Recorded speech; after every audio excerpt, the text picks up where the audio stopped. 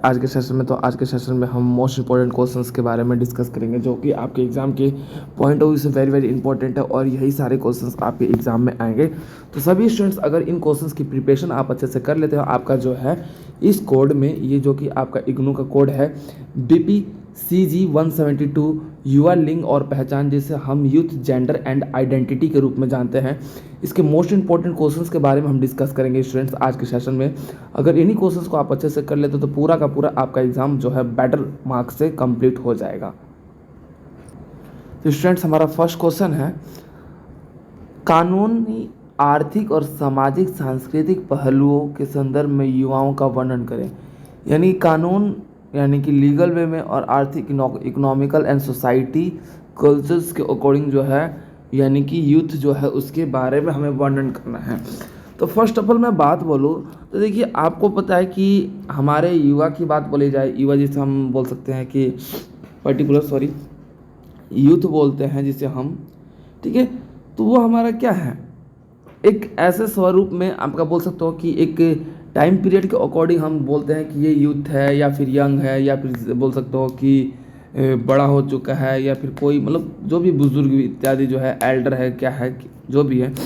ठीक है। तो उसका एक टाइम पीरियड होता है।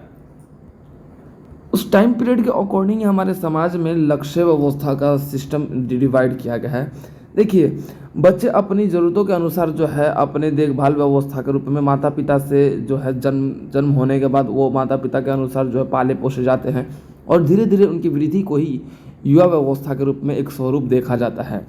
ठीक है। कानूनी और आर्थिक रूप में देखा जाए तो युवा कब है, ये सब चीज़ भी मैटर करता है। देखिए, कानून के अनुसार हम बालिग होते हैं, फिर उसके बाद नाबालिग होते हैं, ठीक है। तो नाबालिग क्या है, आपके 18 वर्ष से पहले की बात बोले जी तो नाबालिग कहलाते हैं, 18 वर्ष से प्लस हो जाता है तो हमारा बालिग कहलाते हैं। यानी कि हम अब सक्षम हो चुके हैं कानूनी रूप में किसी भी चीज़ को लेके ज्ञान व्यवस्था के रूप में,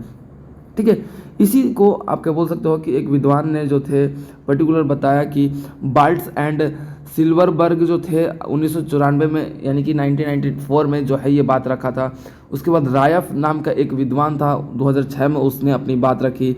कि जो पालन पोषण होता है वो हमारे लक्ष्य व्यवस्था पर निर्धारित करता है कि मनुष्य का जो युवा व्यवस्था जो है कितने रूप में देखा जाता है। जैसे कि आपका बोल सकते हो कि किशोरा व्यवस्था, ठीक है। देखिए स्टूडेंट्स, जैसे कि आप सभी को पता है कि एडोलेसेंस बोलते हैं हम किशोरा व्यवस्था को, जिसका एक पर्टिकुलर एक टाइम होता है कि हाँ इस क्राइटेरिया के अकॉर्डिंग जो है हमारा किशोरा व्यवस्था या फिर एडोलेसेंस जो है आपका देखने को मिलता है, ठीक है। तो हर एक चीज़ का हमारे समाज में बोल सकते हो कि ये आपका टाइम पीरियड के अकॉर्डिंग समझा जाता है, ठीक है, जो कि बचपन से हमारी शारीरिक वृद्धि और सामाजिक व्यवस्था का हमारा वर्णन की प्रक्रिया तथा हमारा जो एडोलेसेंस जो है पर्टिकुलर कब अलग अलग बोल सकते हो कि कोलिन्स के द्वारा जो है ये बातें रखी गई, ब्रोलोस के द्वारा ये बातें रखी गई, उसके बाद स्टीफेशन के द्वारा जो है ये बातें रखी गई कि जो मनुष्य जो है वो अपने युवा अवस्था के रूप में जो है अलग अलग प्रकारों का संदर्भित रूप में जो है अपना निर्णय लेता है या फिर किसी भी फैसले अपने पॉइंट ऑफ व्यू को शेयर करने में सक्षम बन पाता है। मनुष्य देखो अपने जीवन में स्टूडेंट्स अगर मैं बात बोलूँ तो समय समय पर उसका जो है मानसिक वृद्धि का एक स्वरूप जो है उसका भी एक टाइम पीरियड होता है कि वो किसी भी चीज़ को लेके तभी तक सोच सकता है जब तक उसका एक वृद्धि व्यवस्था का जो है टाइम पीरियड ना हो। अब आर्थिक रूप में अगर परिप्रेक्ष्य की बात बोली जाए तो आर्थिक रूप में जो है हमारा युवा व्यवस्था जो है पर्टिकुलर, जैसे कि हम देख सकते हैं कि हमारा आर्थिक रूप में हम कब सक्षम होते हैं, पर्टिकुलर हम पहले क्या है अपने पेरेंट्स पे डिपेंड होते हैं, ठीक है। पेरेंट्स पे डिपेंड होने के कारण जो है हमारा पूरा का पूरा खर्चा जो है पेरेंट्स उठाते हैं, क्लियर है। अब उस सिचुएशन के अकॉर्डिंग हमारा जो है अगर एक रिकॉर्ड की बात किया जाए तो 2009 के बाद एक रिकॉर्ड तैयार किया जो कि आखिरी हमारे बोल सकते हो कि चरम रूप में जो है 75.8 मिलियन युवा जो है बेरोजगार के रूप में देखे गए थे। यानी कि 75.8 मिलियन लोग जो है बेरोजगार के रूप में देखे गए, ठीक है। और ये कहीं ना कहीं जो है प्रतिशत जो है धीरे धीरे बेरोजगार दर है जो वो घटता हुआ नज़र आया। जैसा कि आप सभी जानते हैं कि हालांकि हमारे देश की जनसंख्या में वृद्धि भी बहुत लगातार कॉन्टिन्यूस हो रहा है, तो कहीं ना कहीं सभी को रोज़गार देना वो काफ़ी कठिन है हमारे सरकार हमारे गवर्नमेंट के लिए। तो उस पर भी अपना बोल सकते हो कि भागीदारी रूप में जो है कानूनी रूप में जो देखा जाता है ठीक है। अब किशोर शब्द का मतलब होता है एडोलसेंस का जो सेंस का जो मतलब होता है, इसमें आप जो है वयस्क व्यक्ति जो है अपने पर्टिकुलर, अगर मैं बात बोलूँ किसी व्यक्ति के जीवन में तद्भय और समय अवधि के रूप में बजाय जो है दौर स्टार्ट हो जाता है, उसी को हम किशोरावस्था के रूप में देखते हैं। जबकि अगर मैं बात बोलूँ तो ये हमारा 20 वर्ष की आयु के रूप में देखा जाता है। ठीक है।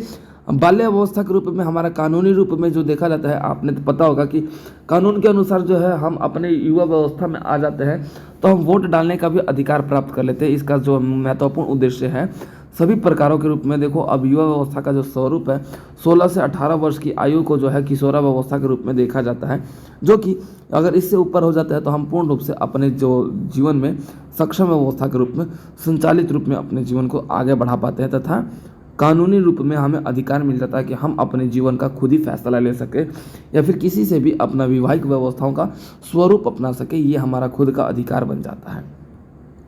अब स्टूडेंट्स एक क्वेश्चन आता है, पहचान क्या है, यानी कि पहचान शब्द से आप क्या समझते हैं, यानी कि इंट्रोडक्शन शब्द से आप क्या समझते हैं। तो देखिए इसकी परिभाषा अगर मैं बात बोलूँ तो शब्दकोश में अगर देखा जाए तो ये आपका OID के द्वारा जो है ये बात बोला गया, जो कि 1989 में जो है ये पहचान के रूप में देखा गया कि देखो पहचान एक पर्टिकुलर एक इंसान की वो स्थिति है जिससे हम जान पाते हैं कि वो कहाँ का है, किस देश का नागरिक है, किस क्षेत्र का नागरिक है, तथा उसके पेरेंट्स का नाम क्या है, तथा वो उसकी योग्यता क्या है। तो पहचान एक आइडेंटिटी होता है जो पर्टिकुलर हम अपने जीवन में हर एक जगह पे अपना बोल सकते हो इन पहचान के माध्यम से ही अपने जीवन को आगे बढ़ा सकते हैं, तथा हम किसी भी बातों को स्पष्टता पूर्वक जानने और तथा हमारे बारे में कोई जान सके तो उसी के बारे में हमारा जो एक पहचान होता है। मतभेदों के अनुसार देखा जाए तो पहचान हमारे जीवन का एकमात्र वो लक्ष्य है जिसके अंतर्गत हम अपने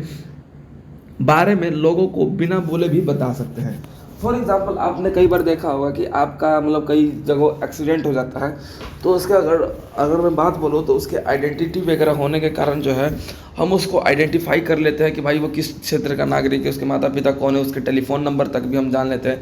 तो कहीं ना कहीं ये हमारी सारी चीज़ें देखी जाती है। जातीयता पहचान पत्र अगर पहचान के रूप में देखा जाए तो जातीयता भी शामिल है कि भाई आप किस जाति से संबंधित हैं, किस जाति का आपका बोल सकते हो रिलीजन्स है, ये सारी बातें हमारे पहचान में संबंधित है। अब दक्षिण अफ्रीका, हालांकि अगर मैं बात बोलूँ इस क्षेत्र की बात बोला जाए तो पहचान की नीति 1960 के दशक में जो है बहुत ज़्यादा आगे बढ़ती हुई नजर आई। ऊपरी अगर चर्चा की बात की जाए तो आज हमारे समाज में जो है पहचान को लेके ऐसे तकनीकें, ऐसे ऐतिहासिक संस्थाएं व्यवस्थाओं का स्वरूप अपनाया गया है जिसके अंतर्गत हम इनका अगर उपयोग करते हैं तो 18वीं सदी की जो अंग्रेजी सभ्यता या फिर अंग्रेजी किसानी व्यवस्था था तो उनको भी एक अधिकार देने के लिए भाई पहचान की आवश्यकता पड़ी थी। इसी रूप में जो है धीरे धीरे इसमें आगे बढ़ता गया। हालांकि ये हमारा मुस्लिम हो गया, पिता हो गया, लैंगिक हो गया, आपके कार्यकर्ता हो गया, प्रोफेसर हो गया, नागरिक हो गया, आप किस क्षेत्र के नागरिक हैं, इन सभी का बोल सकते हो कि एक पर्टिकुलर हमारा क्या अब अधिकार बन गया। ठीक है, मेरी पहचान मेरा अधिकार, इस तरीके का आपने आधार कार्ड पे देखा होगा कि आपका पर्टिकुलर एक स्लोगन के रूप में होता है। तो देखिए पहचान कितने प्रकार के होते हैं अब वो भी देख लेते हैं। तो भाई हमारा क्या है, आपको बोल सकते हो कि सामाजिक पहचान को हम सोसाइटी आइडेंटिफाई बोलते हैं, जिसके अंतर्गत हम अपने सोसाइटी में किस सोसाइटी में रह रहे तथा उस सोसाइटी का स्वरूप कैसा है तथा उसमें लोग किस प्रकार के रहते हैं, अलग अलग प्रकार के लोग रहते हैं तो उनका क्या दायित्व रहता है, उनका क्या निर्णायक व्यवस्था रहता है। तो ये हमारा सामाजिक पहचान है जिसमें हमारे समाज के लोग हमारे बारे में जानते हैं। ठीक है, तो अब हमारा आ जाता है भाई पर्टिकुलर अगर मैं बात बोलूँ तो सामाजिक पहचान के बाद हमारा आ जाएगा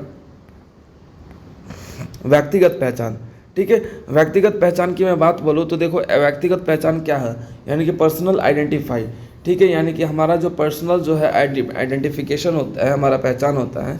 कि हम अपनी पहचान का जो है पहचान का अर्थ ही होता है अपनी व्याख्या के रूप में अपने सूत्र के बारे में जानना, या फिर एक व्यक्ति किसी भी परिभाषित व्यवस्था में उसकी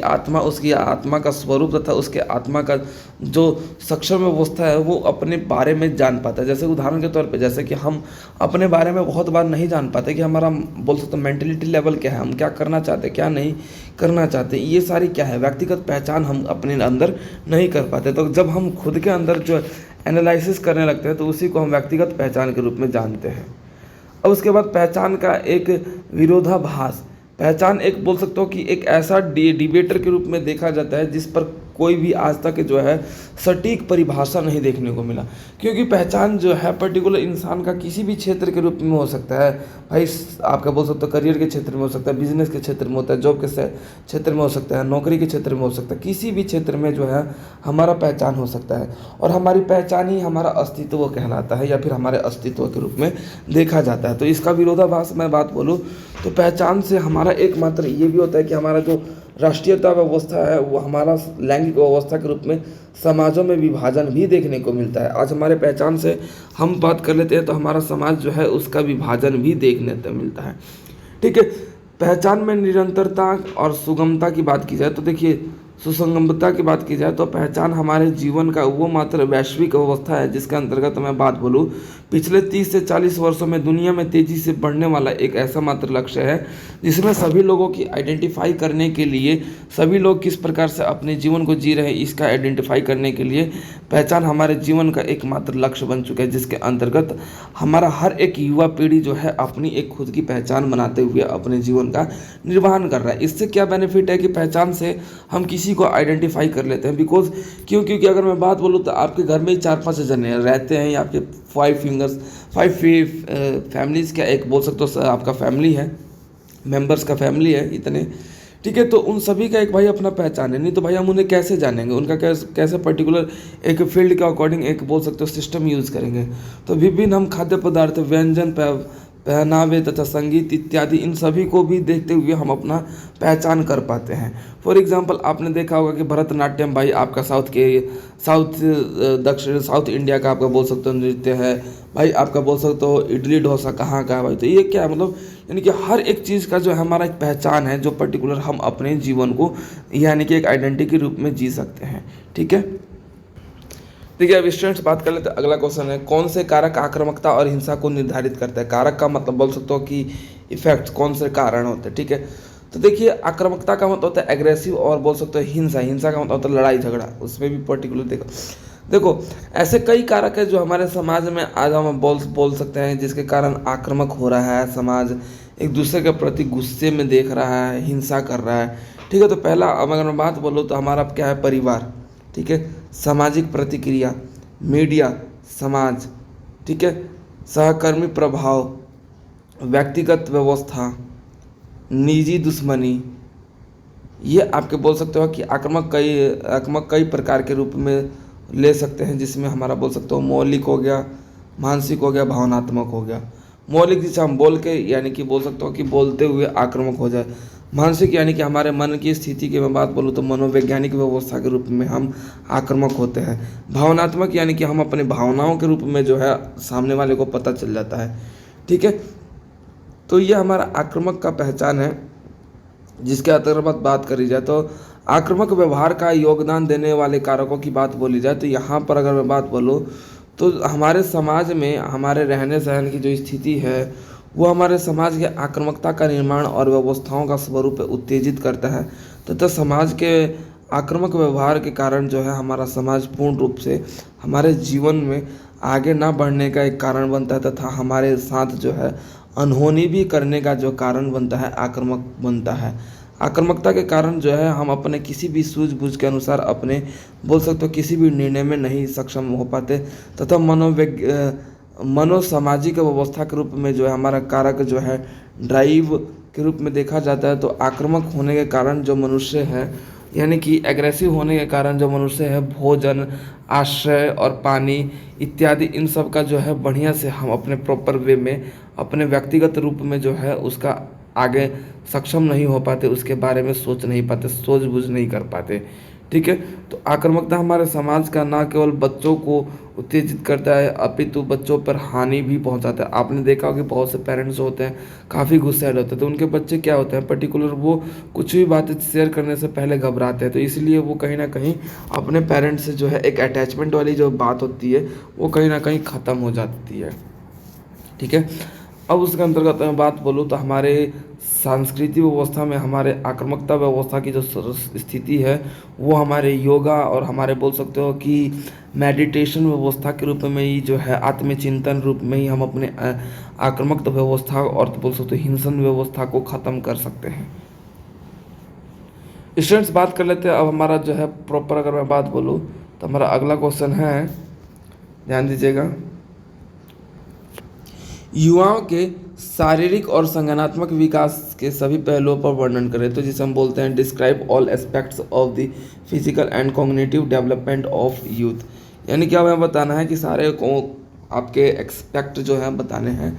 तो देखिए भाई, युवा व्यवस्था की बात बोलूँ तो हमारे समाज में हमारे बोल सकते हो संज्ञानात्मक व्यवस्था की बात बोला जाए, जिससे हम बोल सकते हैं कि कॉग्निटिव डेवलपमेंट। तो देखिए हमारे समाज का एकमात्र लक्ष्य होता है कि हम अपने समाज में सभी लोगों के तर्क वितर्क के साथ जो है अपने जीवन को जिए। ठीक है, बेसिकली अगर मैं बात बोलूँ तो हमारा समाज जो है अलग अलग क्राइटेरिया में अगर बटा हुआ है, 9 से 10 साल हो गया, 10 से 11 साल, 11 से 12 साल इत्यादि जो है, ये डे बाई डे है हम बोल सकते हैं अपने किशोरावस्था के रूप में जो है घटते हुए ना जाके बढ़ते हुए क्रम में आगे बढ़ते हैं। हमारा वैवाहिक स्वरूप जो है, हमारा विवाह, हमारा माता पिता का बोल सकते हो कि एक स्वरूप, तो ये क्या है ना, पर्टिकुलर एक बोल सकते हो कि एक टाइम पीरियड है। उस टाइम पीरियड के अकॉर्डिंग जो है हमारा पर्टिकुलर हर एक चीज़ जो है संभव रूप में करना ही हमारा जिम्मेदारी बनता है। ठीक है, रिसा नेन और रेंटेनन के द्वारा जो है ये बात बोला गया था 2001 में कि हमारे समाज में लड़कियों को छेड़ाछाड़ी व्यवस्था भी देखा जाता है, या फिर बोल सकते हो कि उनको गलत तरीके से भी देखा जाता है। तो इसी चीज़ को मद्देनज़र रखते हुए जो है युवाओं के रूप में जो है एक पर्टिकुलर समाज के उस दायित्वों को ख़त्म करते हुए और उस हीन भावना को ख़त्म करते हुए जो है हमारा समाज जो है समय से पहले ही जो हमारे बोल सकते हो कि बालिकाओं की विवाहिक अवस्था को संपूर्ण कर देता है, ताकि उस पर कुछ ऊंच नीच ना हो। और कहीं ना कहीं ये हमारे सोसाइटी के गलत प्रभाव के कारण, गलत सोच के कारण ही इस तरीके से जो है एक पिता अपने बच्ची का जो संपूर्ण रूप से देखा जाए तो उसके अंदर जो डर है वो हमारे समाज का बोल सकते हो जीता जागता एक ऐसा स्वरूप है जो हमारे समाज को बांटने का काम करता है तथा हमारे समाज में अलग अलग परिस्थितियों को पैदा करने का काम करता है। ठीक है, अब संज्ञानात्मक प्रतिक्रिया की बात बोला जाए तो देखिए पियाजे द्वारा प्रदान किए गए संज्ञानात्मक विकास का अगर मैं बात बोलूँ तो इसमें हमारा इस मॉडल में प्रत्येक चरण में अलग अलग प्रकार के जो है स्वरूप अपनाए गए। किशोर पियाजे के अंतिम चरण में बात बोला जाए तो ये हमारा खुद के अजय मान सकते थे और बोल सकते हो कि अजय यानी कि कभी भी मर ना सके, अजय हो गए। ठीक है, तो अब इस स्थिति में जो हमारा संज्ञानात्मक स्थिति है यानी कि जो हमारे सोचने समझने की शक्ति है, कॉग्निटिव कॉन्सेप्ट जो है वो कहीं ना कहीं अब हमारे व्यक्तिगत रूप में जो है फंसा हुआ है। ठीक है, तो इसी व्यवस्था के रूप में हमारे व्यक्तियों के द्वारा हमारे बोल सकते हैं कि हाइपोथेटिक जो उसके अंतर्गत जो हमारा समाज है, हमारा जो युवा है अपने अनुसार जो है अपने जीवन को जीने का प्रदान करता है। अब देखिए युवा को अपने ज़िंदगी में कुछ महत्वपूर्ण करने के लिए जैसे ध्यान केंद्रित करना, ध्यान केंद्रित जिसमें हमारा समृद्धि व्यवस्था का विकास होता है, जिसके कारण हमारे सोचने समझने का जो है मानसिक विकास की स्थिति उत्पन्न होती है। तो इसलिए ध्यान केंद्रित जो है हमारे समाज नहीं हमारे खुद के लिए आवश्यक है, जिसके अंतर्गत हम अपने बोल सकते हो कि युवा व्यवस्था के रूप में कुछ भी निर्णय व्यवस्था कानून का हम ज़्यादा से ज़्यादा सपोर्ट करके अपने ऊपर जो है लालछन लगे वो व्यवस्था के रूप में जो स्वरूप अपनाया जाता है कि हाँ भाई आपने देखा होगा कि युवा जो है कई बार आप अपने अनुसार जो है युवा गलत नहीं होते तो उस सिचुएशन में भी लोगों के द्वारा लांछन लगा दिया। लांछन का मतलब होता है ब्लेम कर दिया कि भाई ये कैसे कर रहा है फलाना ढिकाना, बट जबकि वो सही भी रहता है फिर भी युवा को जो है गलत तरीके से देखने का प्रयत्न किया जाता है कि भाई ये जॉब नहीं कर रहा हो तो ये सही क्या बोलेगा, इसे थोड़ी ना पता है कुछ भी। तो देखिए हमारे समाज में यही सारे तर्क वितर्क जो है जिसके कारण हमारा समाज बटा हुआ है। उसके बाद जेंडर सामाजिक अवस्था को उसकी भूमिका की महत्वपूर्ण है। तो जेंडर सामाजिकरण को इसकी भूमिका और उसकी भूमिका को बदलते व्याख्या को बताइए। देखिए जेंडर सामाजिक व्यवस्था की बात बोली जाए तो जेंडर हमारे समाज का एकमात्र ऐसा अंग है जिसमें हम खुद भी एक जेंडर के क्राइटेरिया में आते हैं। उदाहरण के तौर पर अगर मैं बात बोलूँ तो जेंडर अगर मैं बात बोली जाए तो ये आपका रोलिंग शेप में आपका पहले ही होता है। ठीक है, तो हमारे समाज के मापदंडों की व्यवस्था की बात बोली जाए, हमारे व्यवहार की बात बोली जाए तो व्यक्तियों को सिखाना या फिर बोल सकते हो व्यक्तियों को बताना इत्यादि ये सारा कहीं ना कहीं हमारे जेंडर के एक पार्ट के रूप में है। ठीक है, जेंडर हमारे समाज में दो रूपों में देखने को मिलता है, एक तरफ मेल दूसरा आपका फीमेल, लेकिन अब तीसरा बोल सकते हो कि ट्रांसजेंडर जो है यहाँ पर जुड़ चुका है। ट्रांसजेंडर यानी कि बोल सकते हो कि तीसरे कैटेगरी की जो स्थिति है वो हमें देखने को मिलेगी। समाज में इसी तरीके के जीवन व्यवस्था का जो है जन्म देने और तैयार करने तथा अक्सर शिशु व्यवस्था का लिंग का ध्यान देने की व्यवस्था में हमारा समाज जो है इसी तरीके के भावनाओं को स्पष्टता पूर्वक जो है आज हमारे समाज में देखा जा सकता है। उदाहरण के तौर पे अगर मैं बात बोलूँ तो जेंडर का मतलब ही होता है कि पुरुष और महिला, बालक बालिका। पुरुष की बात बोला जाए तो भाई पुरुष पुरुष ही रहेगा, बालक बालिका ही रहेंगे। ठीक है, आज भी अगर मैं बात बोलूँ तो आप अपने घर में खाना बना रहे होगे, और जबकि अगर मैं बात बोलूँ तो आप लोग 5-6 महीने भी अपने घर पे खाना बना ही रहे होगे। तो मोरल ऑफ द टॉपिक क्या है कि हमारा समाज जो है ना जेंडर के अनुसार कार्य को भी विभाजित कर चुका है कि भाई ये पुरुष का ही कार्य है, ये स्त्री का ही कार्य है, और ये बोल सकते हो कि किसी भी। तो ये रूढ़िवादी जो सोच व्यवस्था है आमतौर पर समाज को 2 वर्गों में विभाजित कर दिया। यौन व्यवस्था, हमारे सुंदरता, हमारे पोषणता, ये सभी व्यवस्थाओं का जो स्वरूप है हमारे समाज के द्वारा जो है खो दिया गया। तो जेंडर का जो रूढ़िवादी सोच है वो हमारा क्या है, मेल हो गया, फीमेल हो गया, अब ट्रांसजेंडर भी, अब तीनों से क्राइटेरिया जो है हमारे समाज में देखने को मिला। ठीक है, अब रूढ़िवादी व्यवस्था की बात बोली जाए तो रूढ़िवादी वो सोच होती है जहाँ पर हम अपने छोटे छोटे सोचों को लेके चले थे, जैसे कि आपका बोल सकते हो बाल विवाह, ठीक है, पुनर्विवाह। ये क्या है, हमारे बोल सकते हो रूढ़िवादी सोच व्यवस्था है जहाँ पर हम अपने बोल सकते हैं कि इन देश मतलब इन बच्चों के अलावा या फिर इन बच्चों के निर्णय अवस्था के रूप में हमारे बोल सकते हो जेंडर के रूप में जो देखा जाए तो आपने देखा होगा कि भाई लड़कियों पे किस तरीके से शोषण किया जाता है। अगर मैं बात बोलूँ तो एक लड़का कमा कर 10 बजे रात को आता है, लेकिन एक लड़की अगर 9 बजे रात को 7 बजे रात को भी कमा के आती है तो उस पर लाखों प्रकार के जो है सवाल पूछे जाते हैं। लेकिन अगर मैं बात बोलूँ तो वही अगर पुरुष काम करता है तो उस स्थिति में पुरुषों की वाहवाही दी जाती है। तो ये था हमारा जेंडर। अब उसके बाद हमारा अगला क्वेश्चन है, शैक्षणिक संस्था पर मैक्रो प्रभावों की पहचान और विभिन्न व्यवस्थाओं का व्याख्या कीजिए।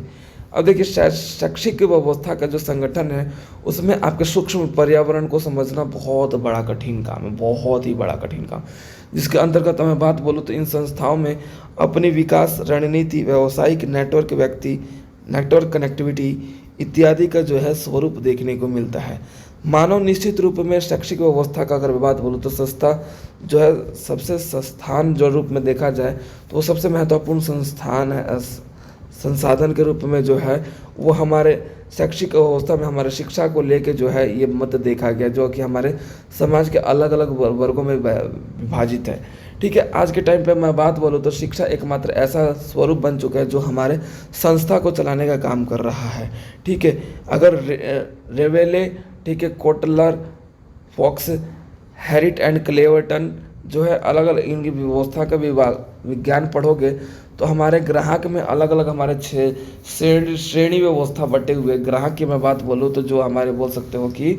खरीदारी करने वाला व्यक्ति जो है बोल सकते हो कि उपयोगकर्ता के रूप में। ठीक है, तो ये हमारा पर्टिकुलर क्वेश्चन था कि जो अब शैक्षिक व्यवस्था के रूप में हमारे समाज में अलग अलग शिक्षा व्यवस्था की नीति अपनाई गई, हमारे समाज में अलग अलग व्यवस्थाओं का स्वरूप अपनाया गया। माता पिता के व्यवस्थाओं को हम महत्वपूर्ण रूप से समझने के अंतर्गत उनके ऊपर जो है अपना महत्वपूर्ण वाद विवाद भी रख दिया। तो ये कहीं ना कहीं हमारे समाज में जो है ये कैसे है, शैक्षिक व्यवस्था के रूप में हम जब शिक्षित होंगे तो हमें अपने बोल सकते हो कि अधिकारों के बारे में पता होगा, हम अपने अधिकारों के बारे में लड़ेंगे। ठीक है, तो शैक्षिक व्यवस्था की मैं बात बोलूँ तो हमारे बोल सकते हो कि अलग अलग प्रकारों से लड़ जाता है। शैक्षिक अवस्था की बात बोलो तो पर्यावरण के अध्ययन के लिए विवरण अवस्था में अनुसंसाधन को पिछड़ा करने की व्यवस्था को ही हमारा यहाँ पे शैक्षिक व्यवस्था का पर्यावरण व्यवस्था देखा जाता है। आमतौर पर हमारे पर्यावरण में आपका डेटाबेस होता है इत्यादि जो है हमारे समाज का स्वरूप होता है, जिसके माध्यम से हम अपना बोल सकते हो कि यूज़ करते हुए अपनी बातों को स्पष्टता से पहले रख लें, उसके बाद अपने समाज के बारे में बात करेंगे। ठीक है, तो ये हमारा जो है क्वेश्चन कंप्लीट होता है जो शैक्षिक अवस्था में हमारे जांच पड़ताल करने के लिए, रिसर्च करने के लिए शिक्षा हमारे जीवन में किस तरीके से महत्वपूर्ण है, ये हमारा क्वेश्चन था कि जो कि अब कंप्लीट होता है। अब उसके बाद हमारा अगला क्वेश्चन है, सभी स्टूडेंट ध्यान दीजिएगा, युवा व्यवस्था और उसके विकास की काल की व्याख्या करें। अब देखिए युवा व्यवस्था जहाँ पर हम अपने आप में ही अगर मैं बात बोलूँ तो हम खुद युवा में आते हैं। कहाँ आते हैं? खुद युवा में आते हैं। आइए देखिए कि अगर युवा व्यवस्था की बात बोली जाए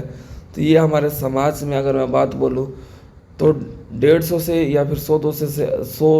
के आसपास जो है बहुत से ऐसे बच्चे होंगे जिनका बस इतना ही नंबर कटा है अब तक। तो ये जो है आपका जो नंबरिंग का जो सिचुएशन है ये आप ग्रेजुएशन कंप्लीट होने के बाद ही आप लोग मुझसे पूछिएगा। ठीक है। तो इस स्थिति में आज देखा जाता तो युवा का जो एक टाइम पीरियड है भाई, आपका बोल सकते हो कि इतने लोगों तक कंट्रोल कर सकती है और इतने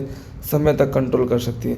तो शेष व्यवस्था की अगर बात बोलूँ तो जीवन के पहले 1.5 साल और 2 साल जो है नाटकीय व्यवस्था के रूप में जो है हमारे विकास के रूप में देखने को मिला, लेकिन जब तक हमारा जो स्वरूप है, हमारे विकास तब तक निर्भर नहीं है जब तक हमारा जो समाज का जो धारणा है, समाज की जो व्यवस्था है वो प्रॉपर अगर मैं बात बोलूँ तो सभी जीवन को बराबर अधिकार के रूप में जो है हमारे समाज को दिया गया है। जो कि अगर मैं बात बोलूँ तो हमारे समाज में जिस तरीके से अलग अलग प्रकार के जो डाटा व्यवस्थाओं को जो बेचा जाता है, वो कहीं ना कहीं हमारे समाज के उन लोगों के द्वारा ही बेचा जाता है,